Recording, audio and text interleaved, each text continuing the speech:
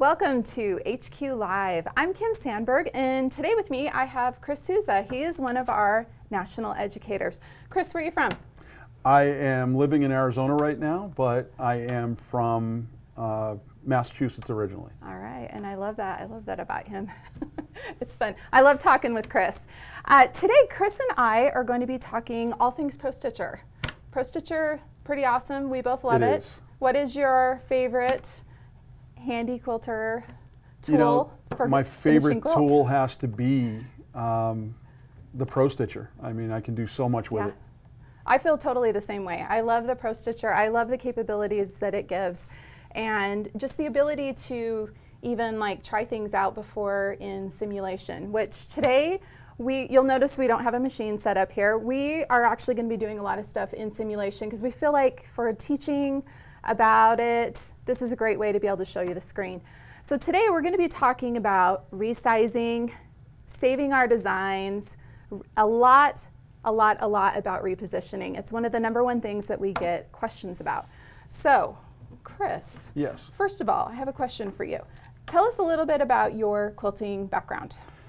I've been quilting for 10 years. Mm-hmm. I enjoy it immensely. Decided to become an educator after going through a lot of the processes of enjoying what I do. Gotcha. So it's a matter of loving working with fabric and colors, and Yeah. you know, ever since I got my Infinity, it was a matter of just working on, you know, just quilting as much as I possibly can. Yeah, I think that's something we can all relate to a lot. And you run a business and quilt a lot of quilts. How many quilts did you quilt last year? I did 400 quilts last year. That's amazing. And they were all done with Pro Stitcher. That's awesome. I mean, so for me, Pro Stitcher is very important. Yeah, and you definitely have some awesome tips. So Chris and I have been talking, prepping for this. He's got some really great tips that he's going to share with us today on setting up edge to edge, resizing, and then that almighty repositioning that I mentioned before, right? Because repositioning is one of the questions as an educator that I get asked about the most. All the time. People have a difficulty sometimes understanding, or they'll miss a step. So Right. that's one of the most important things, is to go over the steps and how to do it. Right, exactly. All right, well, let's get started. First, I want you to show us how you set up your edge to edge. Like you mentioned, that's what he does a ton of. He's got a really unique way of doing it. I love it. So Chris, why don't you walk us through this? Sure. It's better to show on the computer. Yeah. So if we can Yeah. go to the computer, I can show you how I would set up my area. Okay. So up on the top, you have your tabs. So I go to my area tab. Right. And this is how I do it. Doesn't mean that it has to be done this way, but I found this to be the most efficient way for me to do it. Right. So I go to 2 corner, and when you hit that, you can come over and populate whatever size design you want. I love that. So if I have a quilt that is 45, I just put in 45 on width, and let's say it's 60 on height. And now I have that set up. I hit my refresh button. Of course. Now I have everything in front of me. I love it. And of course, if we were doing this on the machine, here he's moving the crosshairs with his mouse on the screen. If we're doing this with the machine, we're actually moving the machine to I would that move top my left. machine. But really, I mean, as you demonstrated, you can just move your machine to that top left corner, and then you can type in your dimensions, right? Correct. And what I do is, if I'm showing a customer a quilt, I can show them a rough estimate of what their quilt's going to look like. Right. And it gives them an idea on whether they like the density or not. Yeah. I do mine by visual. If it looks good, then it's going to be good. Exactly. It's all about the look, right? It is. So from there, I'm going to bring in a design. Okay. So I would go to Design under the File tab, and I'm going to bring in flutterbys. Okay. And that's just one of the designs from our it's in the Pro Stitcher. Yeah, the Pro Stitcher file. Continuous. It's in the either HQ Designs or the PS Designs continuous line folder. Correct. And your continuous line designs are what you're going to get your edge-to-edge designs for. Absolutely. So when I bring that design in, as I look over on the right side in the sidebar, I have, it says the width is 12.63 and my height is 8.99. That is just what the designer has designed it for. Right.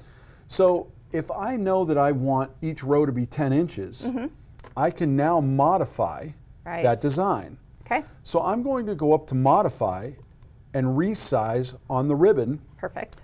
and I am going to lock my aspect. Okay, and so why do we do that? Okay, so if you do not lock your aspect, it is going to grow either in height or in width, not equally. Okay. So when you lock your aspect, you're basically turning it into similar to a vector design where you can exponentially grow it. So as I increase the size, now I can do that by hitting the resize plus, Right. or if I click on the box, I can put in 10 inches. Nice. So now when I do that, it's resized to 10 inches. Exactly. I know that's exactly how I want it. Okay. So then I would go to my repeat tab, and over on the right sidebar, I hit the fill button. Right. What fill does is it allows that design to be populated inside of your area. Right. But because I tend to bring my designs to the outside and crop them, Right. I would then go to point, which is important to get them to connect. If they're not connected, you'll have an issue. It will start and stop every single time.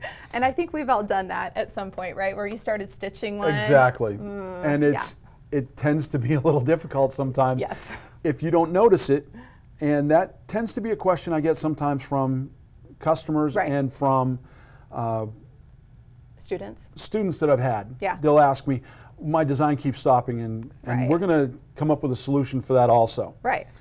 So then on the horizontal, I can bring it to the outside of my area. By adding another repeat. I Gotcha. go to vertical and I do the same thing. Nice. Now I have populated it to the outside of my area. Right. I would then, one of the most important steps at this point is baseline. Absolutely. I have to stress that more than anything else. Yep. If you baseline, it turns it into one design. Now, Right. if you notice on the sidebar over here, whether I go to horizontal or vertical, horizontal I have 4 repeats. Right. When I baseline, watch what happens to that number. It changes to 1. Very good. And if I go to vertical, it is also 1. So that has created one design out of all the designs that we've put together. Okay. From there, it is ready for its basic final modification. Right. Right. I would go to modify. Now in the ribbon, you have a crop. When I go to crop, I have different ways I can crop this. Right. Outside, inside, start, end. But for this purpose, I want to crop everything that's on the outside Outside of your area. of my area. Yeah. So when I hit outside, notice everything on the outside of my area has now disappeared. It has. Except we now have a lot of red and green dots on the outside. Yeah, we do. Which we don't want. No, those are going to be jump points Yeah. and start stops, Yeah. and it's going to be a little messy. Yeah. One of the nicest things you can clean up with is the edges. Yes. So by hitting edges, it now cleans that up and draws straight lines. So if we go to the View tab. The View tab. Let's show everybody what he's talking about here. So if he turns off the area here, and the area is still there. Let's stress that. The area is still there, right? We've just turned it off in View. Now we can see those straight lines along the edge. So instead of having all those jumps, right? Correct, and it will stitch to the edge and stitch a straight line Nice. down or up, depending on the direction it's Right. going. But the enjoyable thing with that is that you don't have all these start stops Right. and jumps. Now, So I have a question for you. Please. I usually set up my edge to edge about an inch off of each side. Do you do the same? I do, and for purposes of demonstration for a customer, if I show them a 45 by 60, which is what their quilt is, it's just a representation. Right. When I set up the design, I use my machine and my crosshairs to set up off the edge by a ½ inch to an inch on each side. Of the top. So when I do that, if I know it's 45, it may end up being 46.75. Right, right. And I'm only going to get my throat space. Right. So at that point, if I know it's 60, I usually populate 61, 61 and a half. Right. I add an extra inch and a half to the bottom. You want to be safe. You do, because it's easy to crop at the bottom of your quilt to get rid of excess. It is not easy to try to line up a new design to get it to go. It's kind of like adding fabric at the bottom. It's kind of hard to do too. It can Much be a little easier difficult. to have a little extra to crop off, right? But the good thing to cover also is the View tab, is the fact that when you click these on whether it's design or area, This is important because sometimes people have gone in and accidentally pressed the Yes. button. Yes. And you get the phone call of, I don't know what's wrong, I can't see my area. I can't see my area. Or- I hear it making a sound, right? I know my area is setting up, but it's not on the screen. Where is it? Exactly. And usually if I'm on the phone with them, I'm going, okay, go to the top left corner, hit area, Yeah. to corner. And I hear the ding, so I know it's making an area. Exactly. The other thing is I have had people accidentally hit the design and Yep. it turns off their designs and Yep. they think they've lost their designs. They're actually there. And you can see on the screen there, hit that design one more time. It still has all your start and stop points, so you know it's there. Everything's but there. you can't see it. So if he turns back on the design The design and the goes back on. areas back on, now we can see everything. So the view tab is exactly that. It is just your view of your Exactly. world. So from that point, okay, I have it modified exactly the way I want it. okay, It is ready to be saved. Okay. Now, when I save my designs, if I'm working on something that is all-encompassing, that I have to get, other design features or functions in there, I will save my entire workspace. What Okay. that does is it saves your entire environment. Right. It saves your area, everything you were doing up to that point. So when you bring it back in, you can still make modifications. But in this case, I want to save. So I go to File and Save. Now you have the ability to save selected, right. save Workspace. save my workspace, and save my area. Yeah, So for me, I will save this as selected because it's one design, Yeah. and I'm going to save the quilt. totally So makes I will sense. hit Save Selected. Okay, It gives me my option to rename it. okay, Now this is important because if you ever make an adjustment to a design and want to save it as, save an 8-inch design as a 6-inch design, Right. if you save it over your original design, you have lost your original. exactly. So put it in as saved 10-inch or saved. Smart. So Very from smart. here, I would then just put in new quilt. Okay, and do you set up a? No, that's not quite type in there for Did you. not type. Okay. There we go. New quilt flutter buys. Do you set up like a folder in here that you keep all of your designs in that you save? I do. I generally create a new folder in my drive, and usually I have a USB Oh, yeah. in my machine that I am saving my designs to, because I can then remove that and, Yeah. and take it to my computer and make adjustments. Exactly. But for this purpose, I will save it as new quilt flutter buys. Okay, perfect. So generally when I save my designs, I like to clear all. Okay. It makes people nervous when you clear all. And this totally made me nervous when he told me this, but he's going to explain it, and it makes sense. I think I'm actually going to start doing this with edge to edge. The reason I do it is because I don't want any clutter on my screen. Right. So when I go through this, it usually makes people nervous when I'm teaching it. Yeah. So I will go in and hit clear all, and they panic. Ah, panic. But when you go back to your File tab and under Design, your last history is right there. So Right. I bring it back in. Now everything is clean. Right. It's one design. The computer has forgotten everything you just did. Right. It's ready to go with your brand new design. Gotcha. So from here, it's also not going to be exactly where I want it to be. Right. So you can reposition this, and this is one of the nice things about Pro Stitcher is the reposition. Right. In your Modify, you have the ability to reposition a design. Right. So you can reposition it in many ways. Right. Start point, end point. You can go from center, 0, drag it. You can do top left, top right, bottom left, bottom right. Okay, now hang on a second. This top left, top right, let's talk about that, because those ones, I don't know about you, but the first time I looked at those, I was like, what? I don't get it. Okay. So What does it refer to? it refers to where your crosshairs are. Okay. So in Simulate, I can simulate dragging my machine. So Right. if I were starting this quilt and my plumb line's been run and I'm ready to go, Yeah. I put that exactly where I want this to start. Now, when you start your machine in the morning, you're going to notice that your crosshairs in your design are nowhere close. Exactly. When you open it. And your machine only knows where it is according to where the crosshairs are Right. at that moment. So from there, I need to reposition my design so I can quilt it properly. Right. So from this one, I would go to my top left. Okay. So you're saying your crosshairs would be right up on the top left corner of the quilt, Top left off about an inch. Off about an inch and lined up so the So my quilting is going to yeah, be right along the plumb the line. horizontal line is essentially lined up with your plumb line. Correct. I like it. Okay. So then I have the ability to go to my Pro Stitcher, hit run, and it's going to go under the quilt. Yeah. It's ready to go and it would stitch. I really enjoy that feature because it's very quick. Yeah. It's very easy Yeah. and it's precise. Yeah. I have set my machine where I want it to start. Right. So from there, it's going to start. Right. It's positioned correctly. So I know you have a few other tricks for lining up designs. So let's talk some more about repositioning. Okay. So let's say that I was quilting this quilt and I only got through the first 3 rows. Okay. And I shut down and I come back the next day. How would I go through getting this repositioned so I can start on that 3rd row? That's a fantastic question. What I have found the easiest way for me to do it is once that's finished its 3rd row, I allow my machine to stop right there. Okay. It's done. It's on its end point. It's finished its 3rd row. Perfect. I'll make a little note. Okay. I've had people actually tell me they left their machine on all night because they didn't want to lose their position Yeah. and their place. So for me, I was like, no, don't leave your machine Yeah, on. no. We can fix this.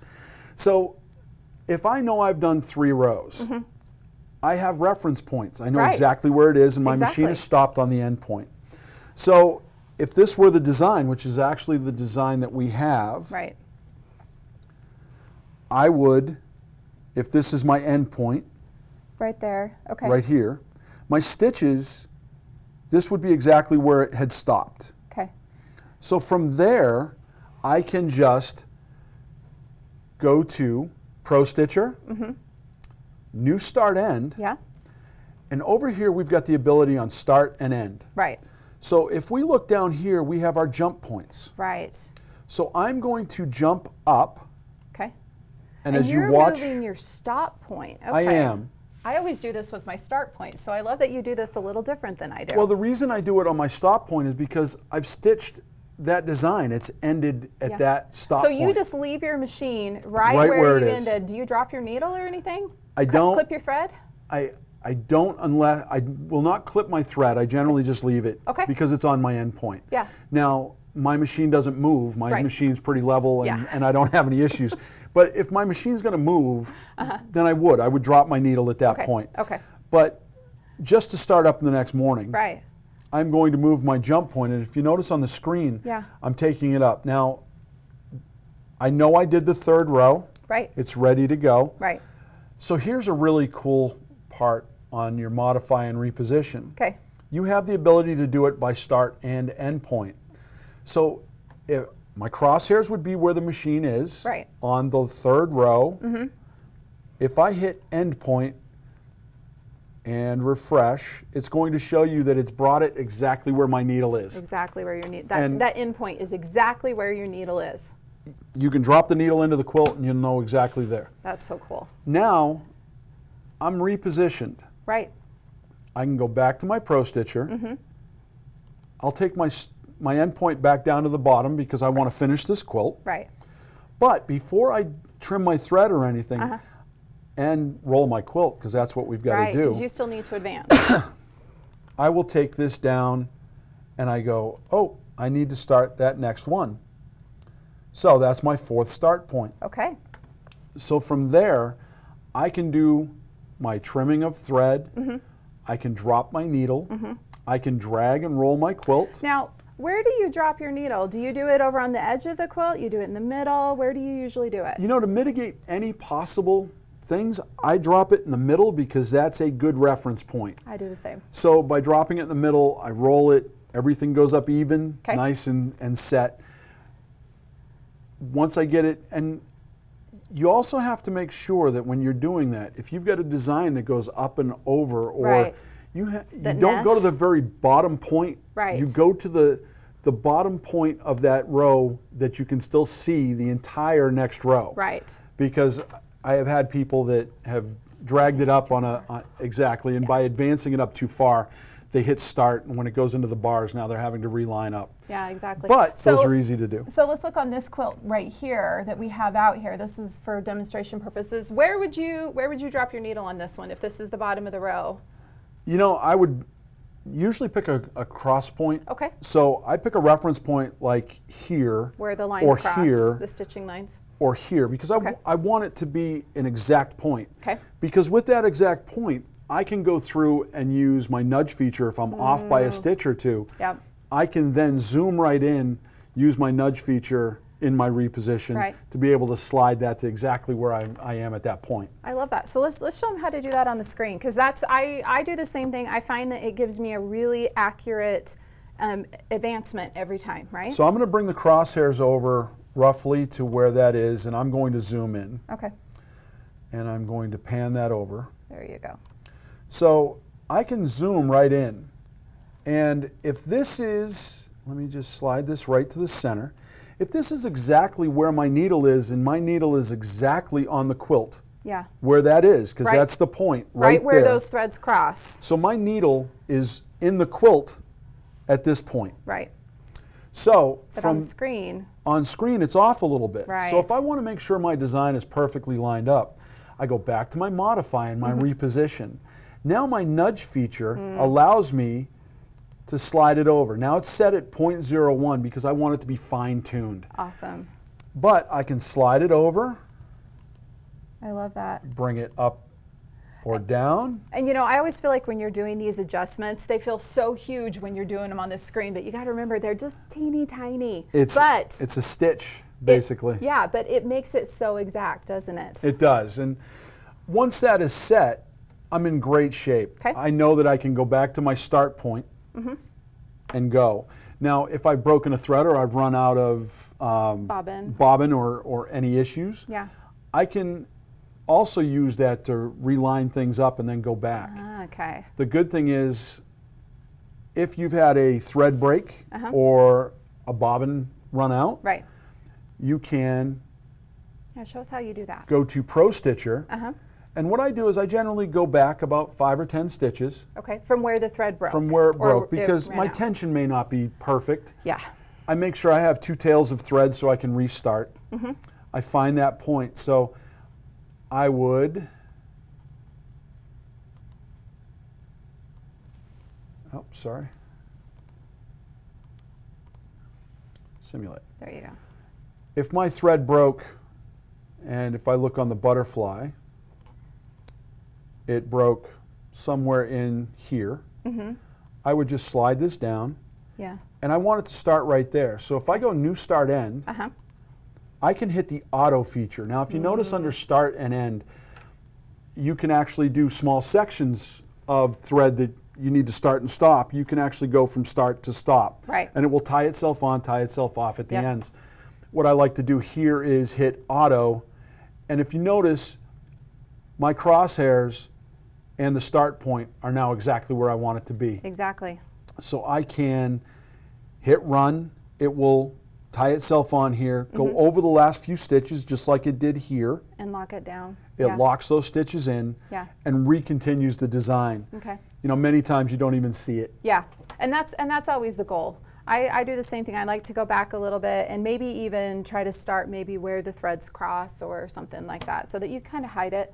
Although when you take it off the frame and you look at it from 10 feet away, you know, you're not going to see it.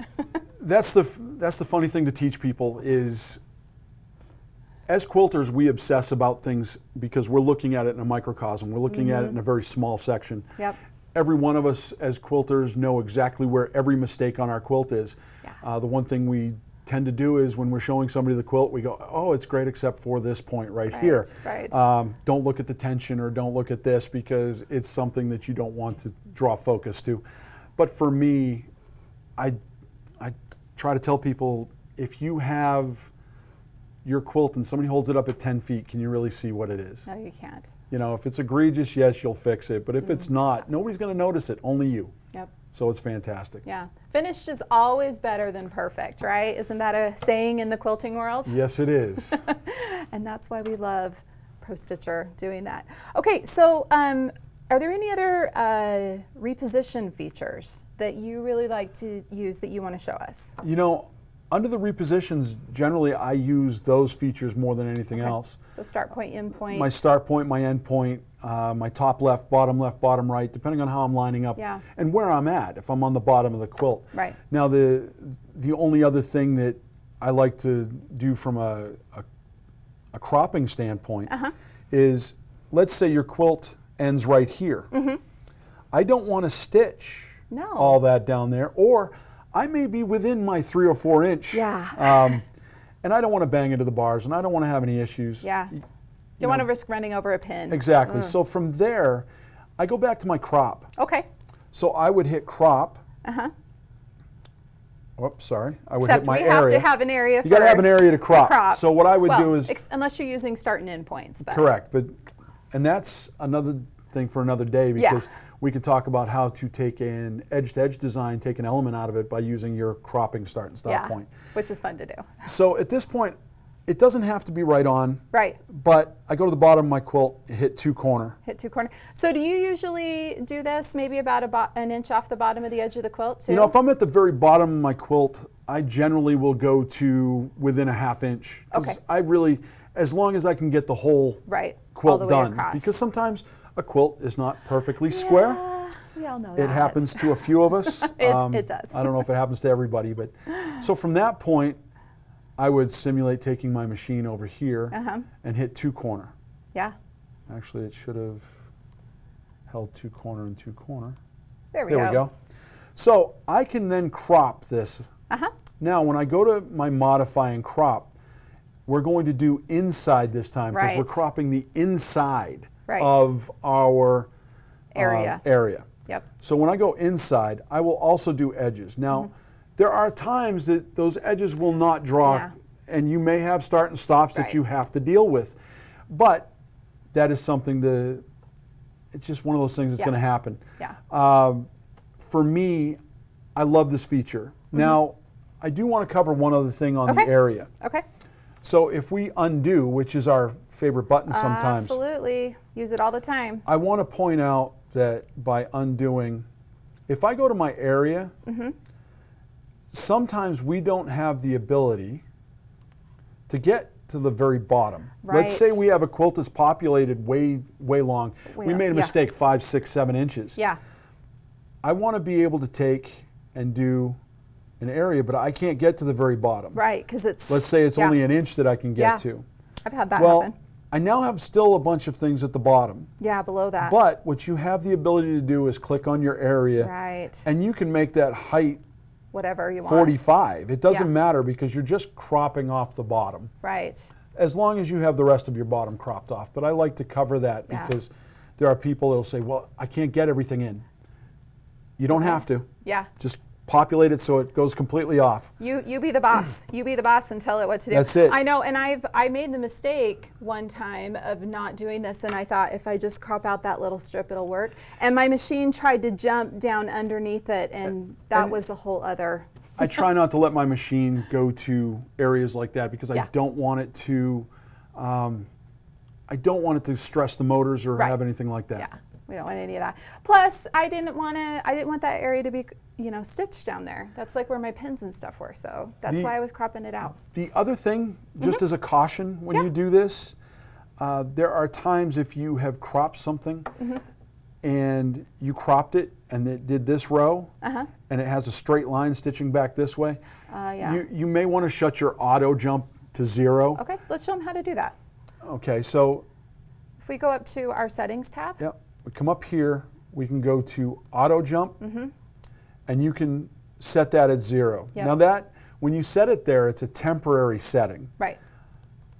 But you can actually go in and set it as a default also, because if I go to default, it's still set at my default of 6. So when you shut it off, if you thought you have shut your you'd set it up auto that jump to, you can actually set it at 0, which if I'm doing a lot of cropping around appliques and things like that I'm not drawing edges around, I will set mine at 0. I leave the default at 0 because I don't want it to accidentally stitch over anything. Right. You don't want to get any of that over stitching around the edge.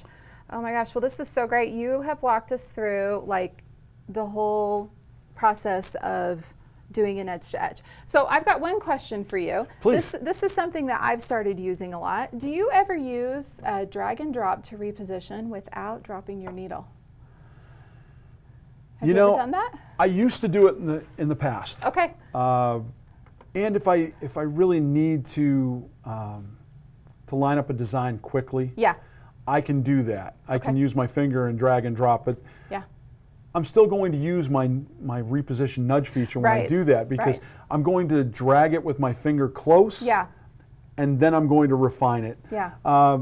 Generally, when I start my machine, if you notice when yours starts, it starts in select. Right. If you have populated something and everything's on there and it's still in select and you touch the screen, you affect your environment. Right. Right. So the one thing I try to teach when I'm doing that is, when you've got everything locked in the way you want, go to pan. Oh. If you go to pan, That's a good tip. pan, Yeah. by clicking on pan, it only, as you notice, affects your view. Right. It Whereas- doesn't move the design. Correct. Whereas That's so if I'm in smart. select, Yeah. Oh, yeah. I am moving my design, and If you tap that screen, you might have just bumped it over. it could be half an inch. accident. You Yeah. could just be reaching for something. So Exactly. that is just an added tip that I've found. Ah. When it starts, it's in select automatically. I will go to pan after Yeah. I've got everything selected that I want. That way I don't have any issues. That is a really great tip. That's actually, I've never really used pan a lot. I think I'm going to start doing that, because I totally know what you're talking about, bumping into it and doing that. I love that by going to pan, because I've made the mistake. Yeah. I've made the mistake and moved my entire design. And we do have, as we've shown today, there's ways to reposition your design. You can get it back to where you need it to get back to. Exactly. But I don't want to add extra stuff. Yeah, exactly. So I want to show you one thing that I have started doing that I really like. I will, let's zoom in here a little bit. And if I need to reposition, I can grab my machine and I can actually put it right on one of those points where it crosses. And then without even dropping my needle, I can drag that design using my machine to move it around. So at this point, if I go to modify and I choose reposition and then I choose drag, or I can hit it over here in my quick access tools, because Exactly. I think pretty much all of us, that's one button we keep in our quick access tools. At this point, anywhere that I drag my machine is going to move with it. Isn't that awesome? It is. So that's my little repositioning thing that I like to do.